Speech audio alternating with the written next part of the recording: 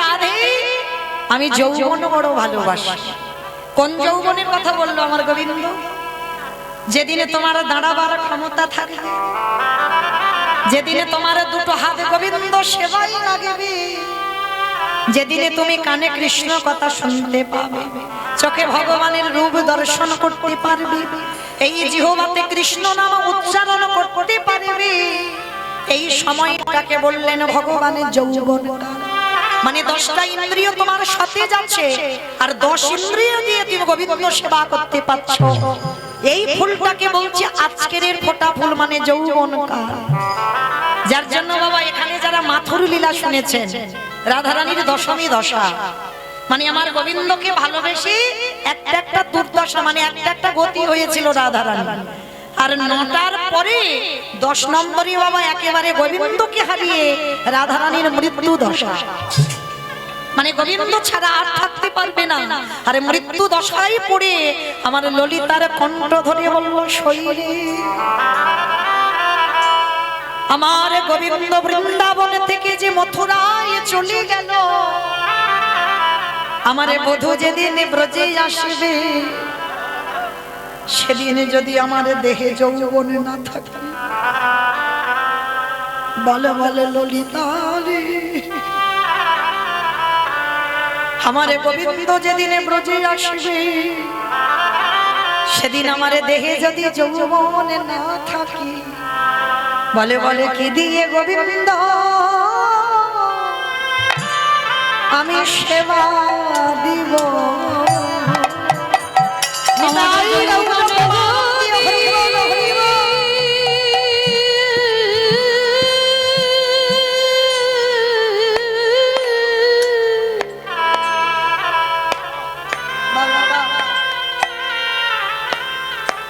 আমার এই যৌবন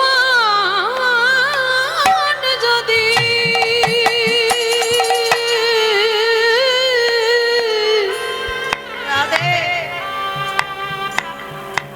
যদি ফুরয়ে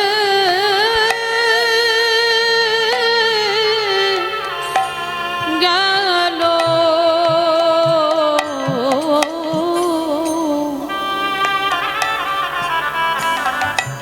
ওরে ললিতা রে,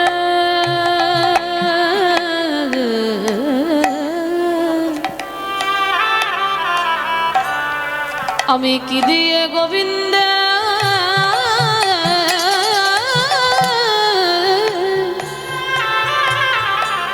গোবিন্দের সেবা দিব। ওরে ললিতা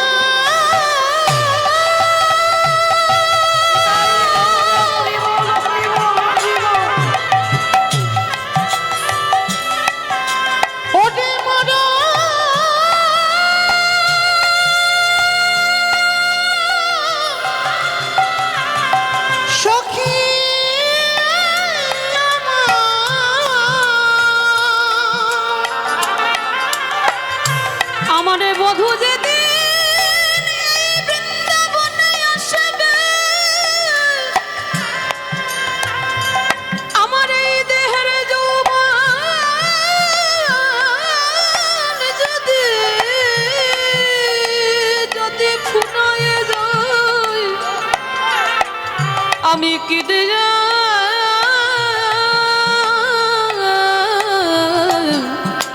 আমার প্রাণের বধূর সেবা করিব। ওরে মনমিলা রে,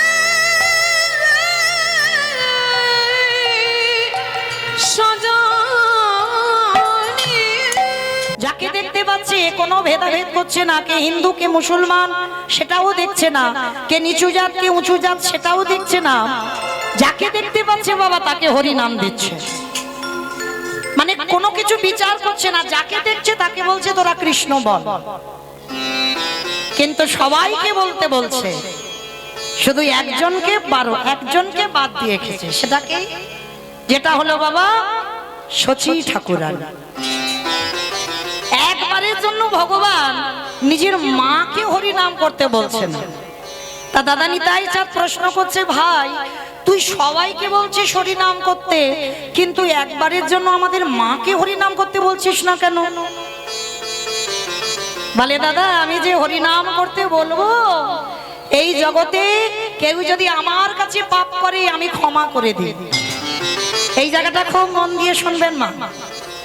ভগবান বলছে আমার কাছে যদি কেউ অন্যায় করে আমি ক্ষমা করে দিই, কিন্তু এক জায়গায় যদি কেউ ভুল করে ফেলে আমি জীবনে তাকে ক্ষমা করি না, যতক্ষণ না সে তাকে ক্ষমা করছে।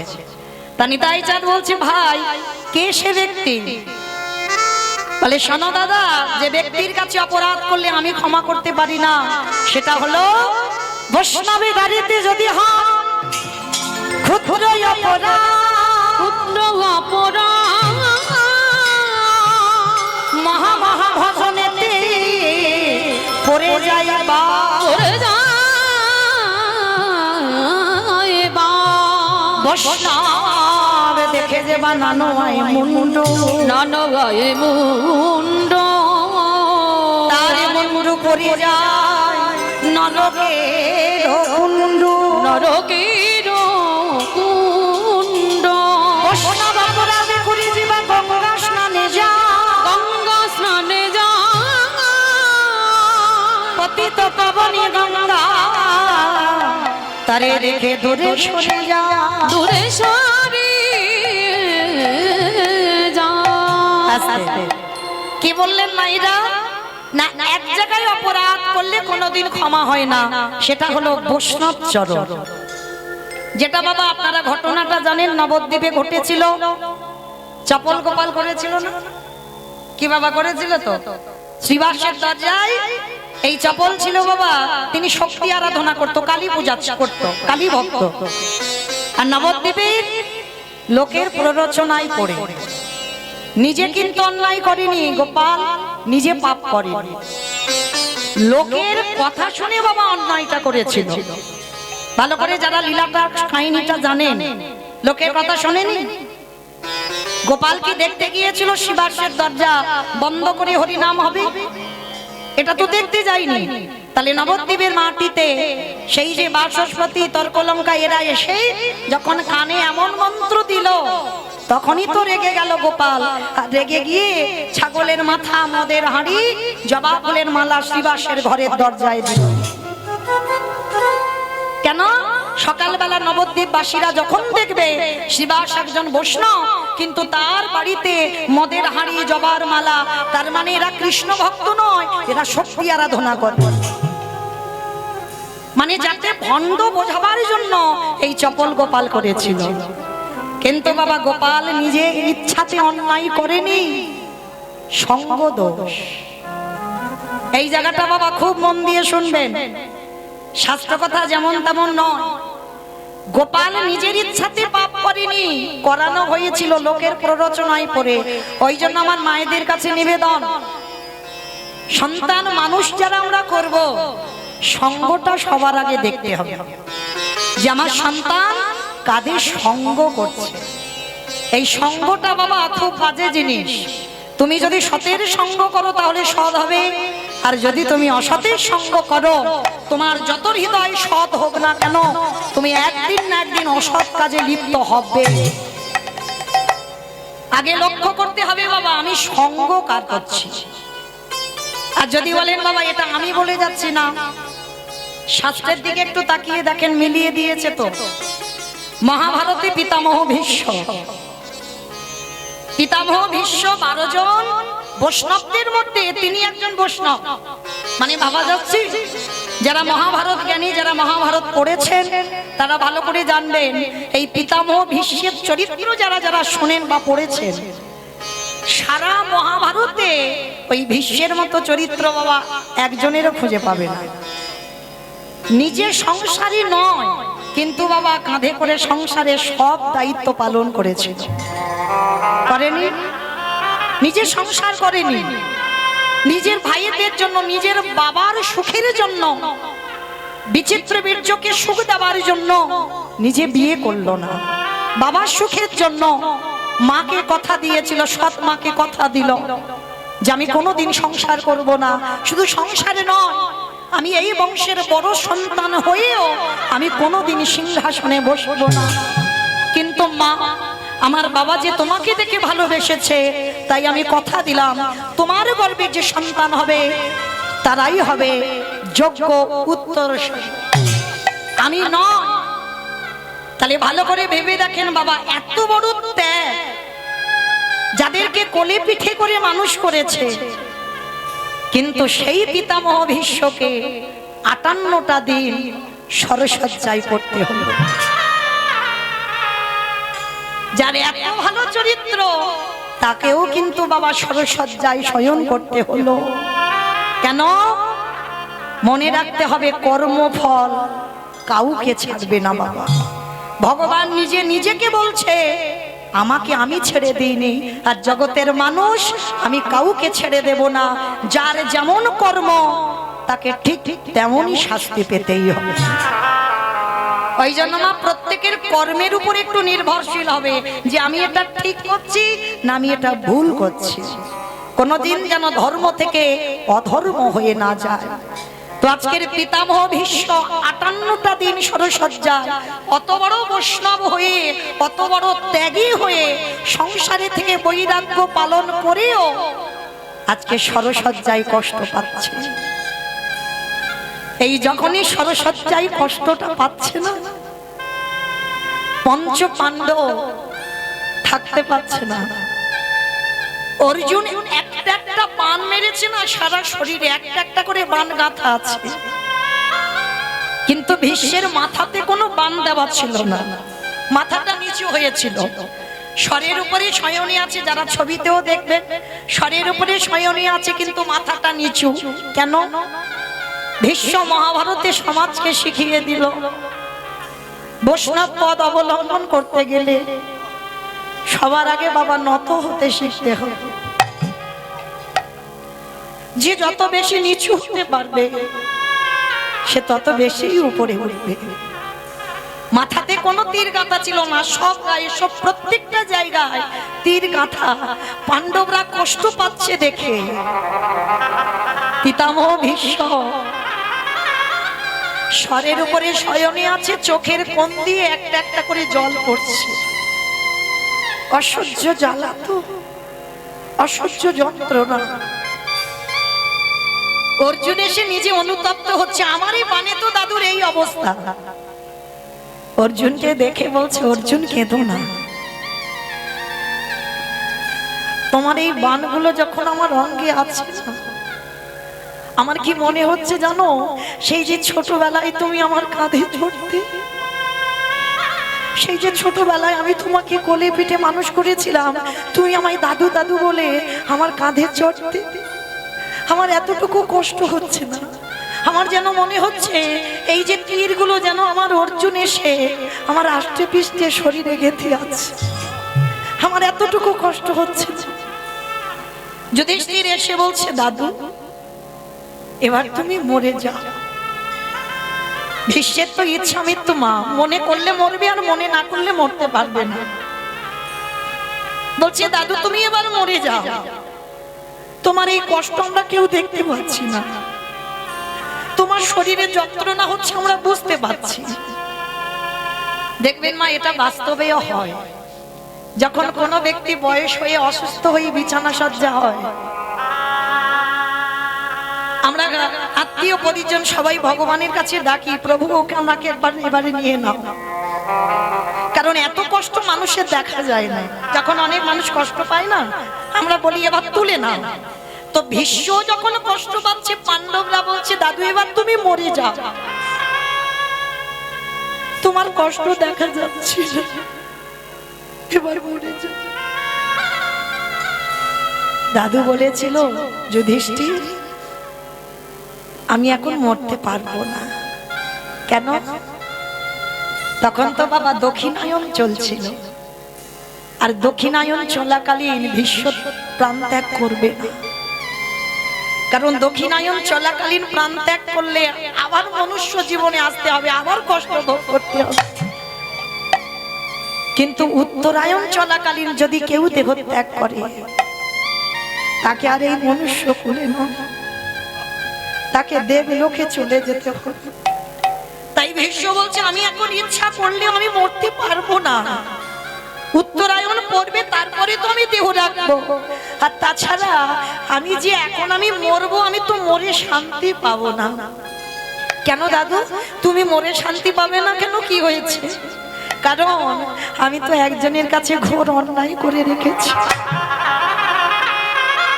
দাদু কার কাছে? বলে আমার তো ভরে ভরে অপরাধ, কিন্তু এখন যে অপরাধের কথা আমার মনে পড়েছে সেই অপরাধটা তো আমি দ্রৌপদীর কাছে করে রেখেছি। আমি দ্রৌপদীর কাছে ঘোর অন্যায় করে রেখেছি, সে পাপের ক্ষমা হবে না। আর দ্রৌপদী ক্ষমা না করলে আমি কোনোদিন মুক্তিও পাবো না। দাদু তুমি কি এমন পাপ করে রেখেছো? বলে যুধিষ্ঠির অপরাধটা তো আমি সেই পাশা খেলার দিনে করে ফেলেছিলাম।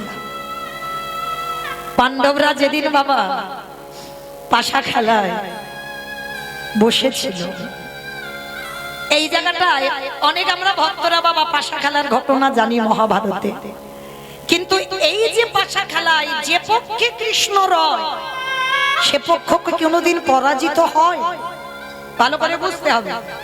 তাহলে যাদের পক্ষে আমার স্বয়ং ভগবান বর্তমান ছিল তারা কেন আজকের পাশা খেলায় হারলো? এমনি এমনি নয়, ভগবান সবকিছু সহ্য করে বাবা। ভক্তের দুটো জিনিস মোটেও সহ্য করে না, এক হলো ভক্তের চোখের জল, আর একটা বস্তু হলো ভক্তের অহংকার। যখন পাশা খেলা হবে দুর্যোধন আর পাণ্ডবদের মধ্যে কথোপকথন হচ্ছে, দুর্যোধন পাশা খেলায় পারদর্শী নয়, ভালো করে জানে পাণ্ডবরা, আর দুর্যোধনও জানে আমি ভালো পাশা খেলা করতে জানি না। তো যার জন্য দুর্যোধন বলেছিল আমার হয়ে আমার শকুনি মামা খেলবে। এই জায়গায় যুধিষ্ঠির এদের অহংকার হয়ে গেল, দুর্যোধন খেলতে পারে না তার জন্য মামার সাহায্য নিচ্ছে, কিন্তু আমাদের তো কারো সাহায্যের প্রয়োজন নেই, আমরা পাঁচ ভাই খেলতে পারি। যুধিষ্ঠির বললেন আমি খেলতে পারি, দুর্যোধন খেলতে পারে না। তখন একবারের জন্য যদি আমার যুধিষ্ঠির মহারাজ বলতো দুর্যোধন তোমার হয়ে যখন তোমার শকুনি মামা খেলবে তাহলে আমার হয়ে আমার কৃষ্ণ দয়াময় খেলবে, একবারও বলেনি। এমনকি বলল যে আমরা পাশা খেলায় থাকবো, আস্তে আমরা পাশা খেলায় বসবো, আমার কৃষ্ণের এখানে থাকার প্রয়োজন নেই। এত বড় অহংকারী কথা। আর যখনই বলল আমার ভগবানের অভিমান হলো, যুধিষ্ঠির ভুলে গেলে, কিছুক্ষণের জন্য অহংকারে তুমি ভুলে গেলে। একবার যদি তুমি আমার চরণ শরণাপন্ন হতে তাহলে আজকে তোমাদের এই দিনটা দেখতে হতো না। অহংকারে যুধিষ্ঠির খেলতে বসলো, একে একে ভাইদের বাজি দিল, একে একে সব বাজি রেখে দিল, নিজেকেও বাজি রেখে দিল। শেষে আর বাজি রাখার মতো কিছু ছিল না, একটাই সম্পদ ছিল, যেটা ছিল দ্রৌপদী। দ্রৌপদী তখনও রজশালায় ছিল, ঘরের মধ্যে বাহির হয়নি। সেই দ্রৌপদী পর্যন্ত পাশা খেলায় বাজি রেখে দিল। যুধিষ্ঠির মহারাজ নিষেধ করেছিল চারবার, দাদা তুমি এটা করো না, এটা ঠিক নয়। কিন্তু বাবা পাশা খেলায় এমন নেশায় ডুবে গেল, বাজি রেখে দিল ঘরের স্ত্রীকে। আর যখনই বাজি রাখলো হেরে গেল, কারণ ওদের পক্ষে তো আর কৃষ্ণ নেই, কৃষ্ণ বাইরে আছে, কৃষ্ণকে ওখানে রাখা ছিল না। হেরে গেল পাণ্ডবরা। আর দ্রৌপদীকে দুঃশাসনে গিয়ে চুলের মুষ্টি ধরে টানতে টানতে আনলো। যখন টানতে টানতে আনছে ওই পুরুষ সভার মাঝখানে দ্রৌপদীকে দাঁড় করিয়েছে। রথী মহারথীরা সবাই বসে আছে, দ্রোণাচার্য বসে আছে, পিতামহ ভীষ্ম বসে আছে, পঞ্চ পাণ্ডবরা দাঁড়িয়ে আছে। সবার মাঝখানে কুরু সবার মাঝখানে দ্রৌপদীকে এনে দাঁড় করালো। দুর্যোধন আদেশ দিল দাও ওই নারীর বক্ষের কাপড়টা টেনে খুলে দাও। করজোর করে দ্রৌপদী কাঁদছে।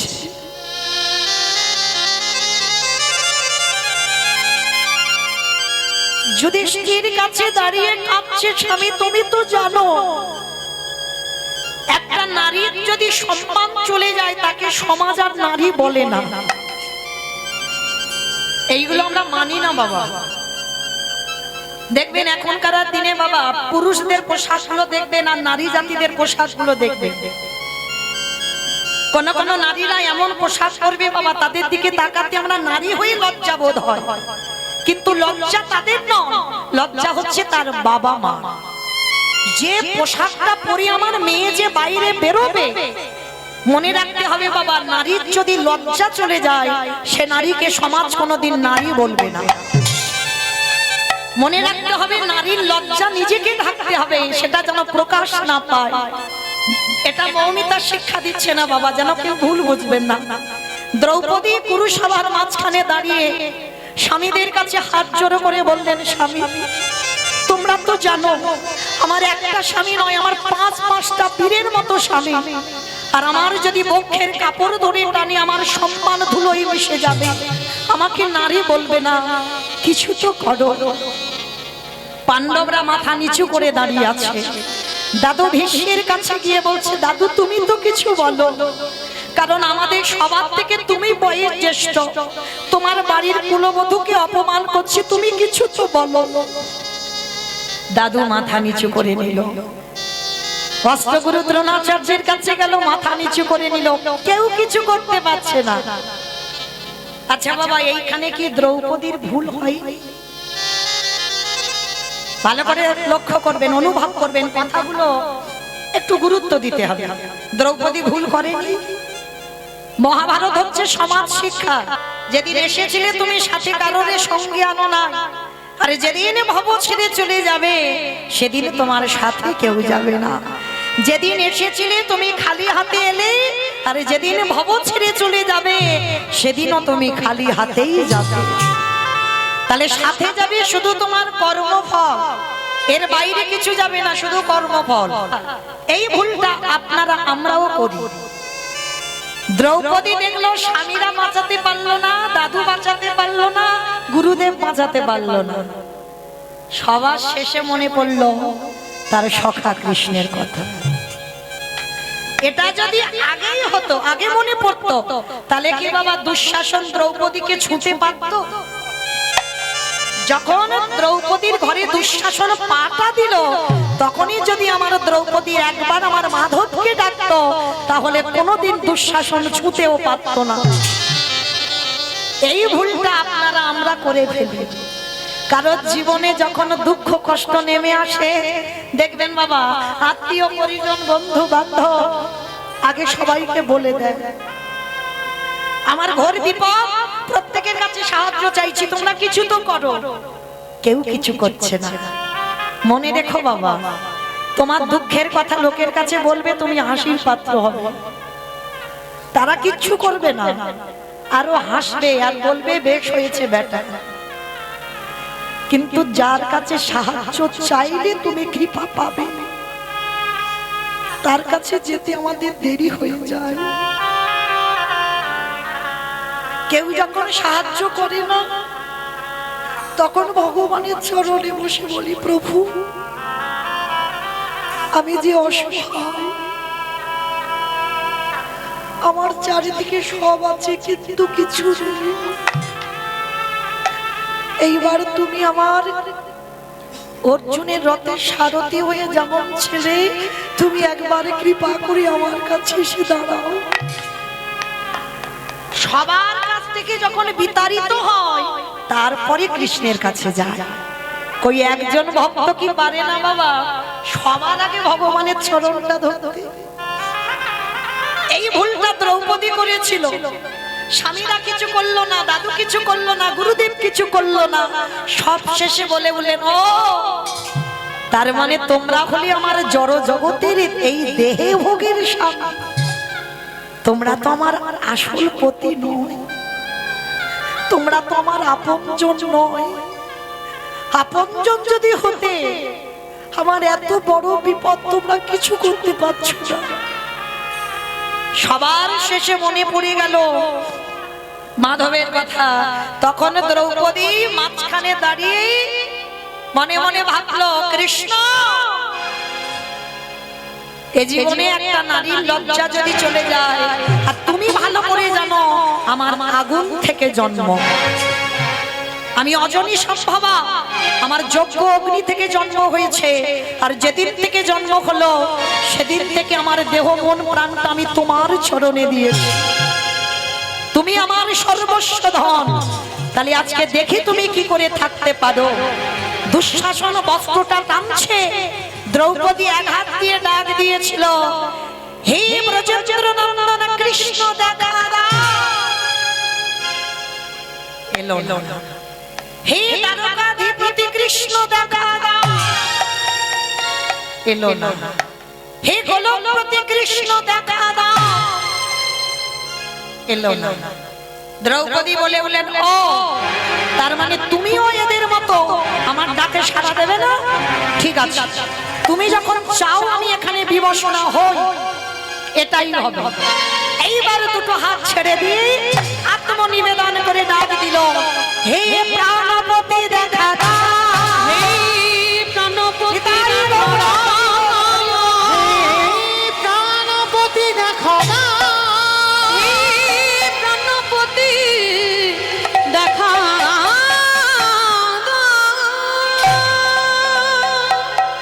ভগবান তো রেডি হয়ে বসে আছে গো, ডাকার অপেক্ষা। সবার দরজায় আমার কৃষ্ণ দাঁড়িয়ে আছে, আমরা ডাকতে পাচ্ছি না, তাই আমাদের ঘরে এসে ঢুকছে না। যেই না দ্রৌপদী একবার বলেছে প্রাণপতি দেখা দাও, সঙ্গে সঙ্গে ভগবান রথের উপরে বসে আঙুল থেকে কাপড়টা খুলছে। এতটুকু তুমি দিয়ে রাখবে তাকে, সে তোমার জন্য বিশাল কিছু করতে রাজি। এতটুকু যদি তুমি দাও, দ্রৌপদী তো দিয়ে রেখেছে বাবা, আজ দেবে না?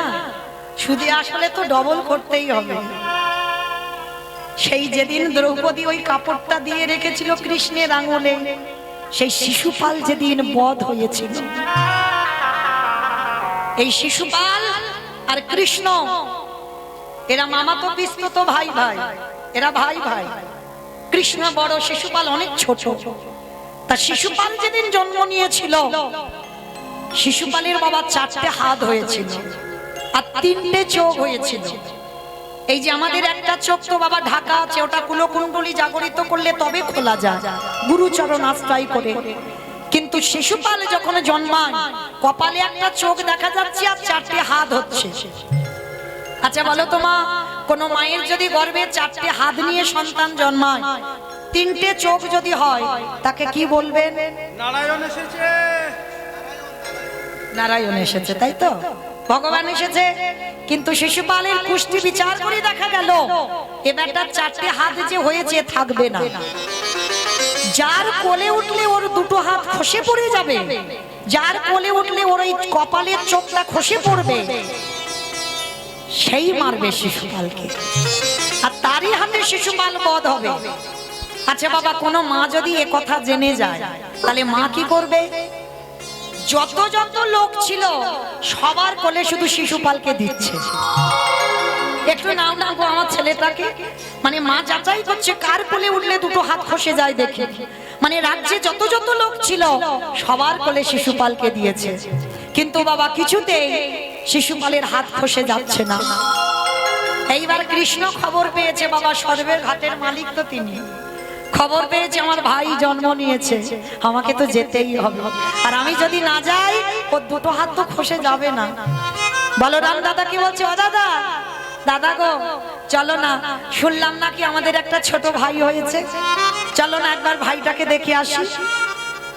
তা বলরাম বলছে ঠিক আছে, এখানাই তুই যখন বলছিস চল দুজনে একবার দেখে আসি। তা যেই না শিশুপালের কাছে এসেছে, মানে কৃষ্ণ আকুপাকু করছিস শিশুপালকে কোলে নেবে, আর বলরাম বলছে খবরদার, তুই খুব দুষ্টুমি করিস।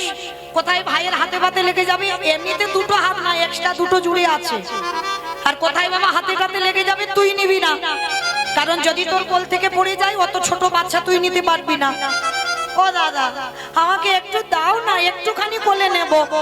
কিছুতে বলরাম দেবে না, আর ভগবান জেদ ধরে বসেছে আমি একটু নেব কোলে। তা শিশুপালের মা বলছে, বলরাম ও যখন এত করে কান্নাকাটি করছে, বায়না করছে, ঠিক আছে কানাই তুই এক জায়গায় বস, আমি শিশুপালকে কোলে দিচ্ছি। তাই এবার কৃষ্ণ বসেছে। হাই রে, যে বিশ্বের স্রষ্টা মালিক ভগবান, যে বিশ্বটাকে ধারণ করে রেখেছে, সে নাকি একটা বাচ্চা ছেলে শিশুপালকে নিতে পারবে না।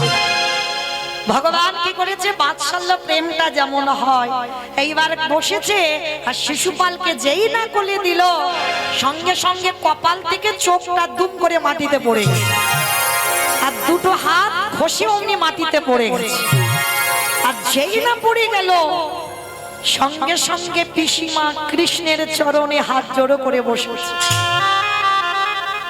একটু আর দেরি করেনি, হাত জড়ো করে বলছে, কৃষ্ণ কৃষ্ণ কথা দে বাবা, তুই তোর ছোট ভাইকে মারবি না।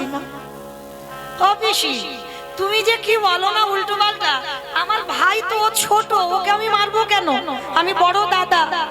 না কৃষ্ণ, আমার ছেলের কুষ্টিতে উঠেছে, যার কোলে উঠলে ও দুটো হাত খসে যাবে, চোখটা পড়ে যাবে, সেই তো আমার ছেলেকে মারবে। দূর, তুমি জানো না, ওকে ভুল ভাল বলে গেছে, তুমি বোঝো না। না কৃষ্ণ, আমার ছেলের কুষ্টিতে ভুল হয়নি, তুই কথা দে না বাবা। কৃষ্ণের হাতটা পিসিমার মাথায় দিয়েছে, কথা দে বাবা, আমার শিশুপালকে মারবি না। ওই যে মা প্রথমে বললাম, আমার ভগবান একটু প্রেমের কাঙা, একটু ভালোবাসার কাঙা, যে একটু ভালোবাসবে ভগবান সারা জীবন তার হয়ে যাবে। হাতটা মাথায় দিয়েছি, ভগবান পিসিমার কান্না দেখে বলল, পিসি তুমি কেঁদো না, আমি কথা দিলাম আমি ভাইকে মারবো না, তবে আমার ভাইয়ের 100টা অপরাধ আমি ক্ষমা করে দেব। যেদিন একাধিক হয়ে যাবে সেদিন কিন্তু আমি আর ক্ষমা করব না।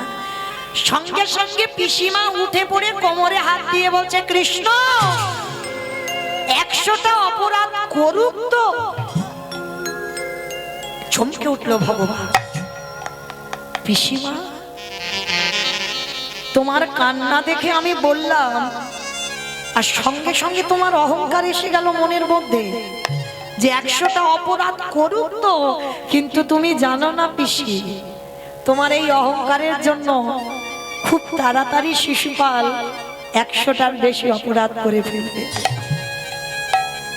আর যেদিন বাবা সভার মাঝখানে কৃষ্ণকে কটু কথাও বলছে, একটা দুটো মেয়েকে বিয়ে করেনি ছেলের বউ, সেই 16,000 মেয়েটাকে একদিনে বিয়ে করেছে কৃষ্ণ। আবার দ্রৌপদীকে, যার 5টা স্বামী আছে, তাকে সখী বলে ডাকছ, মানে কৃষ্ণকে অপমান করতেই আছে শিশুপাল। বারবার ভগবান বলছে, শিশুপাল তুমি মুখে লাগাম দাও, বদ্ধ করো, তুমি যেটা জানো না সেটা নিয়ে কথা বলো না। ভগবান কি এমনি এমনি 16,000 বিয়ে করেছিল বাবা? সব কথা দেওয়া ছিল তো, এমনি এমনি নয়। নরকাসুর 16,000 মেয়েকে বন্দি করেছিল ঠিক, কিন্তু ওই 16,000কে ভগবান বিয়ে করবে আগের জন্মে রামচন্দ্রে কথা দেওয়া। ও বললে বাবা সারা রাতে আর ঘুরাবে না, তাহলে আমার আর ঘরে যেতে হবে না, পরে কীর্তন আর হবে না। হরি বল, আবার দেখা হলে বলবো, তাই হোক, যাই হোক, এখান থেকে একটু যাই। তাই এবার যেই না শিশুপাল অপমান করছে যে কৃষ্ণ তুমি 16,000 তোমার ছেলের বউ যাকে বিয়ে করবে বলে বন্দি করেছিল, সেই ছেলের বউকে বিয়ে করেছো, আবার এই দ্রৌপদীকে সখী বলে ডাকছো, যার 5টা স্বামী আছে, সখী বলো কোন সাহসে? আবার নারীদের কাপড়গুলো চুরি করে তুমি গাছের ডালে ঝুলিয়েছো, তুমি কি মনে করেছো তোমার চরিত্র কেউ জানে না? অপমান করেই যাচ্ছে, করেই যাচ্ছে। ভগবান বলছে, শিশুপাল মনে রেখো, এই অপমান করতে করতে তোমার যেন পাপের ভরা পূর্ণ হয়ে না যায়। শিশুপাল বলছে কৃষ্ণ আমি গুনে গুনে হিসেব করে রেখেছি এখনো 100টা হয়নি। ভগবান হেসে উঠেছে, শিশুপাল কখন তোমার 100টার বেশি হয়ে যাবে, তুমি গুনতে গুনতে দিক বিদিক শূন্য হয়ে যাবে। আর এই কৃষ্ণকে অপমান করেই যাচ্ছে করতে করতে বাবা যখনই একাধিক হয়ে গেল সুদর্শন চক্রকে আহ্বান করে একেবারে শিশুপালের মস্তকটা ছেদ পড়ে গেল, মাথাটা মাটিতে। সবাই তাকিয়ে রইল শিশুপালের মাথার দিকে। শিশুপালের মাথাটা দেহটা ছটফট ছটফট করছে। সবার লক্ষ্য ছিল শিশুপালের মাথার দিকে, কিন্তু সখী দ্রৌপদীর লক্ষ্য ছিল কৃষ্ণের আঙ্গুলের দিকে। মানে ভগবানের রোষানলে পড়েছিল তো, মানে ক্রোধ হয়েছিল, মানে এতটা ক্রোধে সুদর্শনকে আহ্বান করেছিল আঙ্গুলটা কেটে গিয়ে রক্ত ঝরে ঝরে পড়ছে।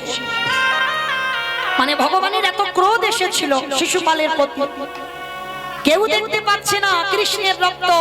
দ্রৌপদী ওই রক্তটা দেখে থাকতে পারলো না, সবার মাঝখান থেকে ছুটে গিয়ে নিজের কাপড়টা ছিঁড়ে দিয়ে লজ্জা ঘৃণা ভয় সবকিছু ত্যাগ করে একেবারে ওই কাপড়টা নিয়ে কৃষ্ণের আঙুলে বেঁধে দিল। নিতাই গৌর প্রেমা হরি বল হরি বল। আর যেই না আঙুলে বেঁধে দিল ভগবান দ্রৌপদীকে হৃদয়ে ধরে বললেন, সখী তুমি আমায় এত ভালোবাসো, আমার আঙুলের একটু রক্ত তুমি দেখতে পারলে না, ছুটে এলে আমার কাছে, তোমার লজ্জা নিবারণ করা বস্ত্র ছিঁড়ে দিলে। কথা দিলাম সখী যদি কোনোদিন প্রয়োজন পড়ে একবার হা কৃষ্ণ প্রাণ কৃষ্ণ বলে দেখো, পৃথিবীর যেখানে থাকি না কেন আমি তোমার কাছে এসে তোমার এই ঋণ আমি শোধ করে দেব। আজকে দ্রৌপদী যেই বলেছে প্রাণপতি, আর থাকতে পারে কৃষ্ণ আঙুল থেকে কাপড়টা খুলে যেখান থেকে বস্ত্রটা শিশুপাল টেনে শেষ করলো ওইখানে কাপড়টা জুড়ে দিল। ক্লান্ত হয়ে যাচ্ছে শিশুপাল।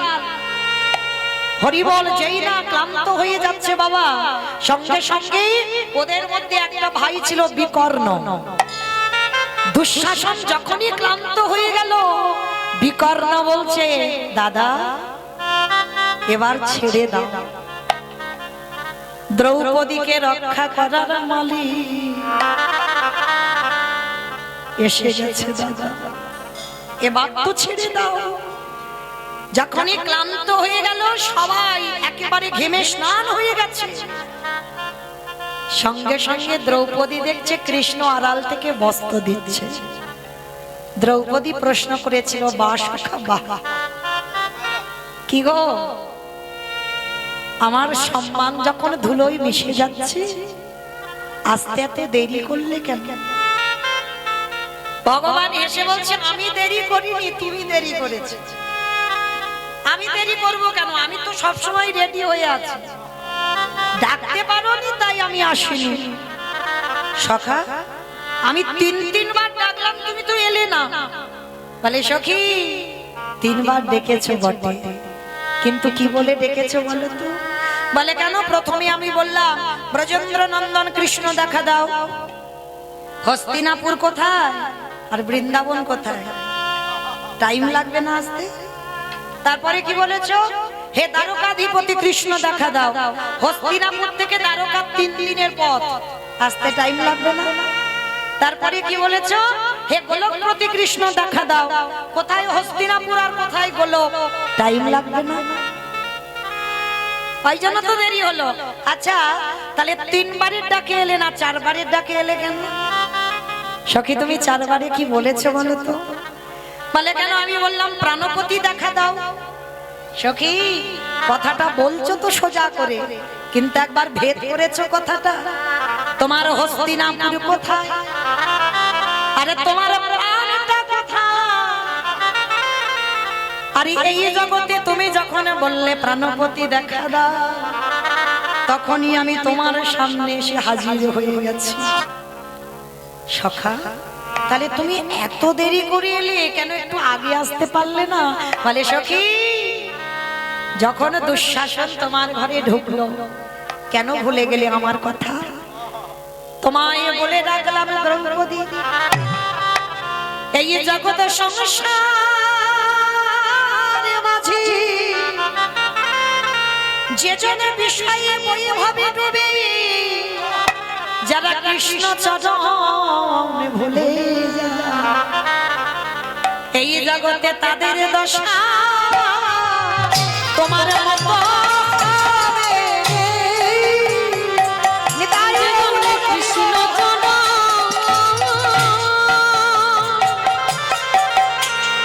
ও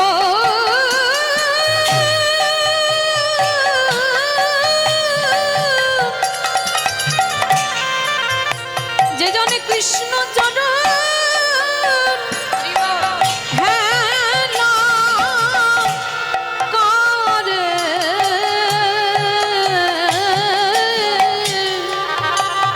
বলে তাদের দশা তোমার মতো হবে। তাহলে এই জগতে সংসারে বাবা ভগবান মহাভারতে শিক্ষা দিয়ে গেল, কৃষ্ণ ভুলে সবাই বিষয়ে ডুবে যেও না, আর যারা ডুবে যাবে তাদের গতি দ্রৌপদীরই মতো হবে। হরি বল। তাহলে বাবা আজকের পিতামহ ভীষ্মের কি দুর্দশা, এই ভীষ্মের অপরাধ করেছিল দ্রৌপদীর কাছে, আর সেই দ্রৌপদী যখনই ক্ষমা করে দিল, আজকে পিতামহ ভীষ্ম প্রাণ ত্যাগ করবে। কিন্তু কৃষ্ণ না এলে বাবা এই জায়গাটা শুনবেন, কৃষ্ণ কথা দিয়েছিল আমি তোমার মৃত্যুর সময় তোমার কাছে আসবো। তা যেই না উত্তরায়ণ করেছে, ভগবানের ওদিকে সাড়া পড়ে গেছে, ভীষ্ম দেহ ত্যাগ করবে। এইবার ভীষ্মের কাছে এসে দাঁড়িয়েছে, আর দাঁড়িয়ে বলছে ভীষ্ম আমি বুঝতে পেরেছি তুমি প্রাণ ত্যাগ করবে, কারণ এবার উত্তরায়ণ করবে। আচ্ছা ভীষ্ম, আমি তো কথা দিয়েছিলাম তোমার যাওয়ার সময় আমার রূপটা দেখাবো, বলো তুমি আমার কোন রূপ দেখতে চাও? বৃন্দাবনের কৃষ্ণ রূপে দেখতে চাও, না মথুরার কৃষ্ণ রূপে দেখতে চাও, না দ্বারকার কৃষ্ণ রূপে দেখতে চাও? ভালো করে বুঝবে কোন রূপে দেখতে চাও। তিনটে জায়গার কৃষ্ণের কথা বললাম, বলো। তা ভগবান ভেবেছিল নিশ্চয়ই বলবে বাবা বৃন্দাবনের কৃষ্ণ, কারণ ওই গোপবেশরে বেণুকর নব কৈশোরে নটবর, কারণ জগতে যত যত ভক্ত আছে ওই রূপটাই তো দেখতে চায়, বৃন্দাবনের কৃষ্ণ রূপ। তা ভগবান আশা করেছিল নিশ্চয়ই ভীষ্ম ওই রূপটা দেখতে চাইবে। তা ভগবান নিজের উপরই বাবা বিশ্বাস করেনি, ভীষ্মকে বলছে বলো তুমি কোন রূপে আমায় দেখতে চাও?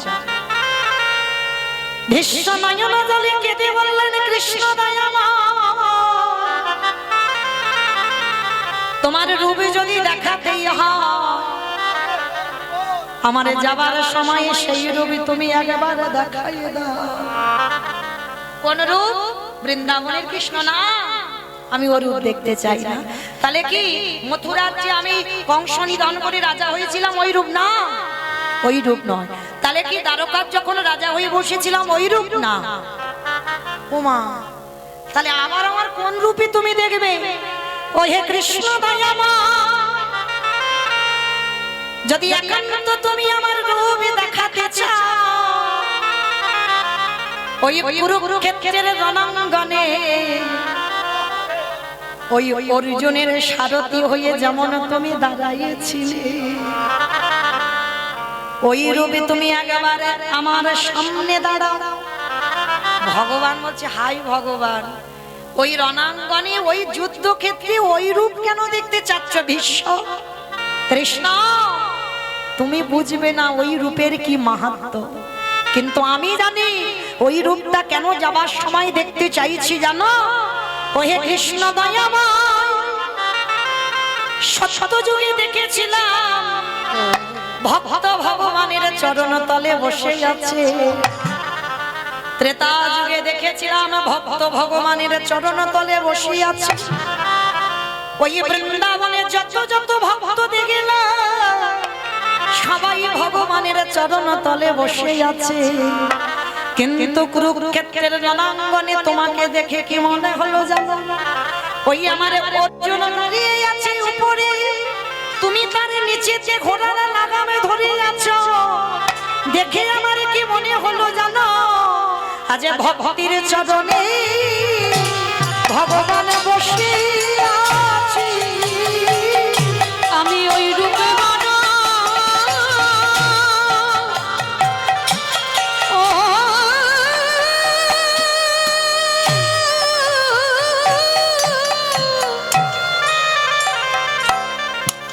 আমি ওই রূপে মানো ভালো বাসি, যে রূপে ভগবান ধরে ওই ভক্তের পায়ে। হে কৃষ্ণ দয়া, হে কৃষ্ণ দয়া,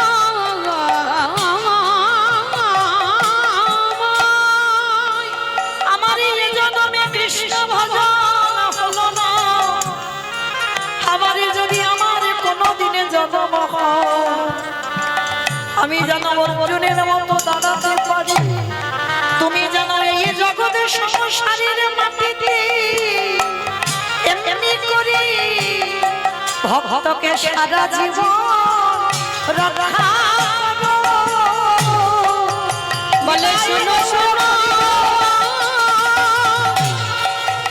ও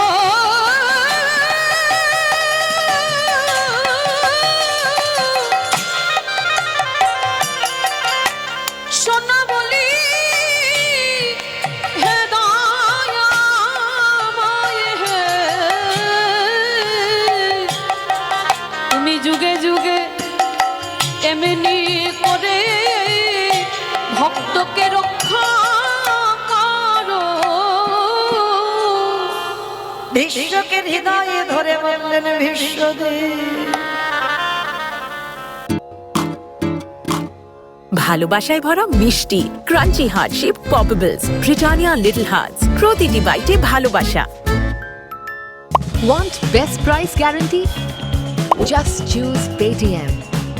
Get the lowest flight fares or 2 times refund. So don't look, just book. For flight tickets, Paytm करो।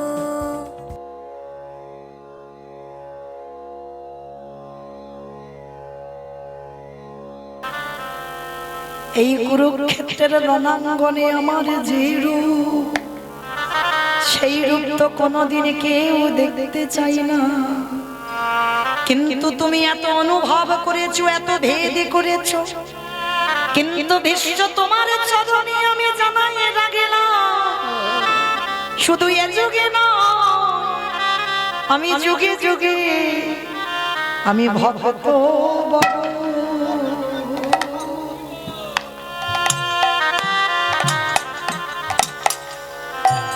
ভক্ত বড় ভালো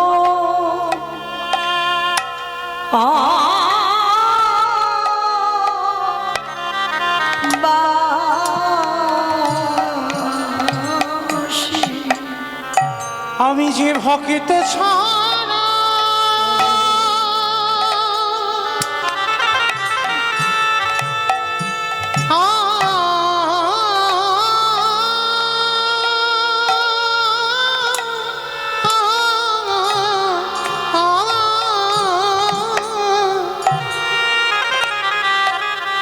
আমি যে ভক্ত ছাড়া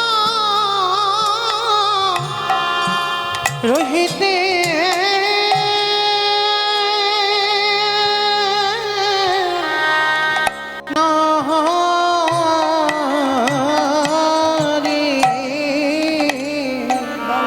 আমি যে ভক্ত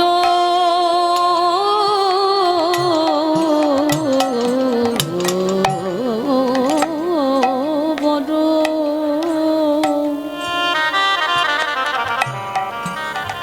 বড় ভালো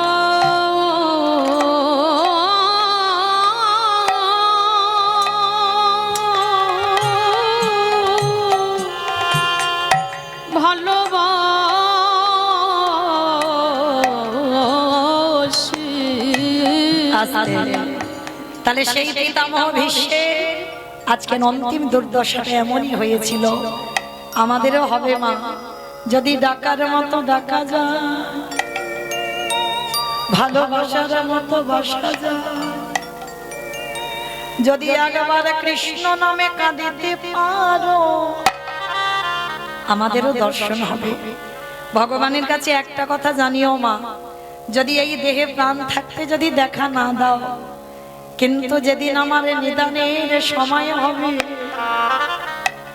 যেদিন আমার যাবার মাসি বেজে যাবে, হে দয়াময়, এই পাপী তোমার দরজায় দাঁড়িয়ে থাকবে, তুমি আমার হাতে ধরে ভব নদী পারে করিও, তুমি পারের কারিতা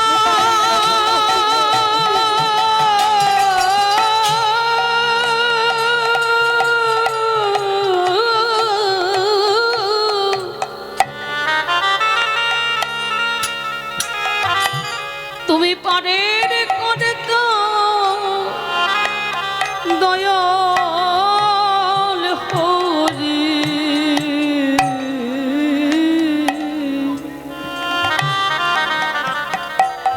সেদিন হাতে ধরে পার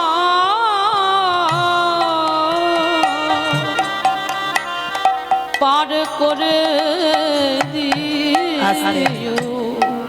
তাহলে সেদিন বাবা পিতামহ ভীষ্মের কর্মফল ভোগ করতে হলো, তাহলে আমাদেরও কর্মফল ছাড়বে না।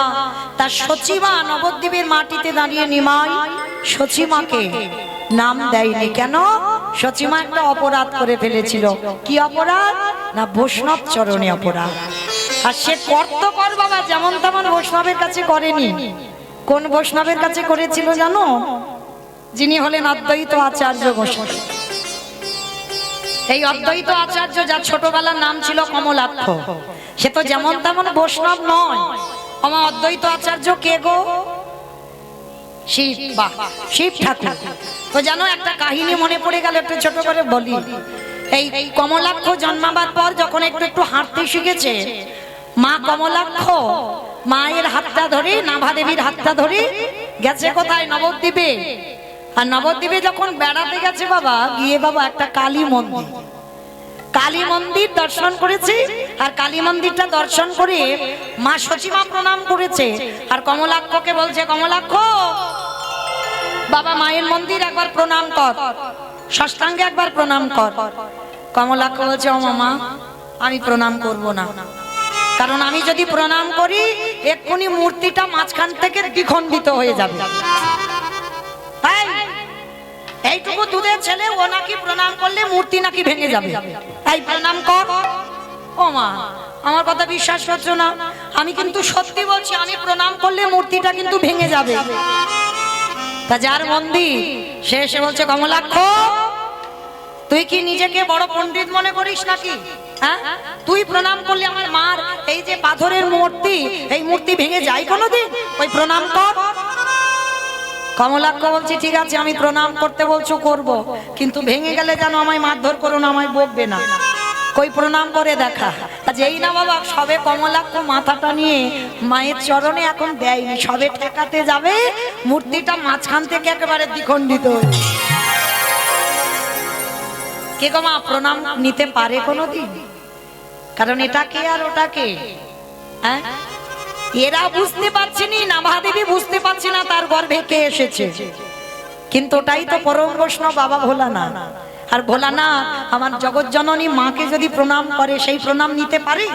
হ্যাঁ, তা যেই না প্রণাম করতে গেছে এখন মাথাটা ঠেকেনি, দৈব বাণী করলো, কমলাক্ষ।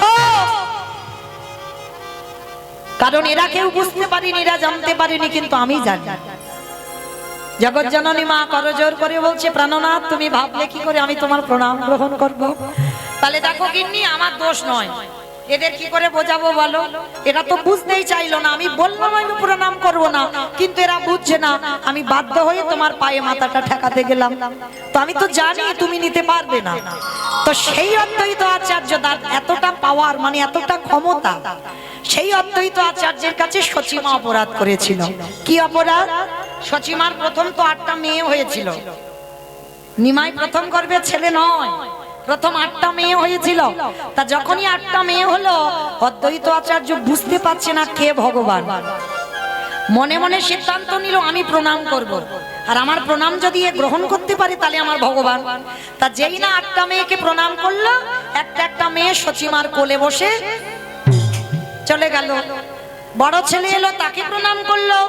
16 বছর বয়স পর্যন্ত ছিল। 16 বছর বয়সে সন্ন্যাসী হয়ে চলে গেল বিশ্বরূপ। হরি বল। তারপরে দর্শন করবে নিমাই। আর নিমাই যেই না জন্মালো, প্রণাম আর করতে দেবে না সচিমা, ভয়। কারণ ওই অদ্বৈত প্রণাম করেছে বলে 8টা মেয়ে মরেছে, বড় ছেলে চলে গেছে, আর আমি তো একে প্রণাম করতে দেব না। কিন্তু অদ্বৈত আচার্য শুধু মনে মনে ভাবছে কবে নিমাইকে প্রণাম করব। কারণ নিমাইকে প্রণাম করলে ও যদি গ্রহণ করতে পারে তাহলে জানবো ওই ভগবান। তা সবে মাত্র অদ্বৈত আচার্য নিমাইয়ের ঘরে আসছে প্রণাম করবে, সচিমা পিছন থেকে বলে উঠলেন, দাঁড়া, খবরদার আমার ছেলেটার কাছে তুই যাবি না। কারণ তোকে সবাই বলে নবদ্বীপে তুই অদ্বৈত, কিন্তু আমি বলবো তুই অদ্বৈত নয়, তুই হলি দ্বৈত। হয়ে গেল মা বৈষ্ণব অপরাধ। এই যে একজন বৈষ্ণবকে দ্বৈতের সঙ্গে তুলনা করলো, গেল বৈষ্ণব অপরাধ। মা জানলো না, বুঝলো না, ভিতরে অপরাধী হয়ে গেল। কিন্তু সেটা তো ভগবানের খাতায়তে লেখা রয়ে গেল। তো আজকে সেই অপরাধটা করে ফেলেছিল। নিতাই চাঁদ যখন মাকে শোনালো গল্পটা, মা বলল, বেশ, আমি অদ্বৈতের চরণ ধরে ক্ষমা চাইব। যেই না অদ্বৈতের চরণে গিয়ে পড়লো, অদ্বৈত বলছে, মা, ও মা, এ কি? আমি তোমাকে মা বলে ডাকি। সন্তান যতই বড় হোক না কেন, মার কাছে নয়। মা, তুমি আমাকে দৈত্য বলেছ, কিন্তু আমি যে দৈত্য নয়, কারণ আমি ভগবান চিনব বলে প্রণাম করেছিলাম, এতে আমার দোষ নয়। তাহলে মা, আমি তোমাকে এমনি ক্ষমা করে দিলাম। আর যেই ক্ষমা করে দিল, সঙ্গে সঙ্গে নিমাই এসে, ভগবান তো বুঝতে পেরেছে মা বৈষ্ণব অপরাধ করেছিল, অপরাধ থেকে মুক্ত। এইবার মার কাছে এসে বলছে, মা, আর দেরি নয়, কই তোলো দেখি একবার আমার সঙ্গে হাত দুটো, সবাই দেখি একবার সন্ধ্যাবেলায় তোলেন একবার, প্রত্যেকে তুলুধ্বনি বলি, হরে কৃষ্ণ হরে কৃষ্ণ কৃষ্ণ কৃষ্ণ হরে হরে, বলে হরে রাম তুলুধ্বনি হরে রাম রাম রাম হরে হরে। আজ গায়ে গোড়া জীবের তরে, গায়ে গোড়া জীবের তরে, গাই গোড়া জীবের তবে, শ্রীনন্দের নন্দন শ্রীমধুসূদন, শ্রীনন্দের শ্রীমধুসূদন, মুরলি বাজাই নিকেতনে, গায়ে গোড়া জীবের তরে, এবারে গাই গোড়া জীবের তবে। কেহ বলে মুরবেতি রাম অবধিলা, দেহ বলে কোন ব্যক্তি, আমার উলু বই, কেহ বলে মুরবেতি রাম অবধিলা, দেহ বলে কোন ব্যক্তি, আমারে গোড়ারি গোড়া গোড়া গোড়া গোড়ারি,